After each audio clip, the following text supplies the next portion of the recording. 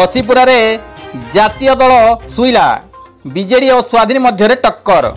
केन्दुझर जिला कहीं सारा ओडिशा रे चलित 2024 साधारण निर्वाचन में घसीपुरा विधानसभा निर्वाचन मंडली चर्चार केन्द्रबिंदु पलटि।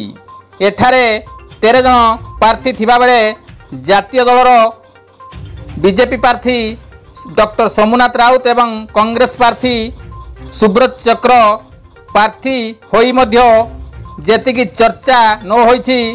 स्वाधीन प्रार्थी सौम्यरंजन पट्टनायक मात्र 15 दिन में जेपरी संगठन गढ़ी निर्वाचन मैदान में लड़ाई कले ताहा विरल घटना निश्चय। बदनिया पात्र परी जड़े अप्रतिद्वंदी संगठक एवं 5 थरर विधायक को जेपरी टक्कर देले ताहा मध्य स्मरणीय होई रहिबो। ऑटो चिन्ह बनाम शंख चिन्हर बिग फाइट होईछि। 25 तारीख रे निर्वाचन सरीथिले मध्य भोटर मानकर बूथ बाहुड़ा मत अनुसार यही दुई नेता मध्य कड़ा टक्कर होईछि। तेबे किए जितिबो किए हारिबो आगामी जून 4 तारीख रे जना पड़िबो।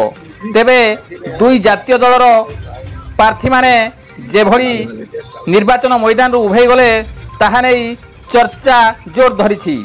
कविंद्र राउत का रिपोर्ट, केडी न्यूज ओडिया।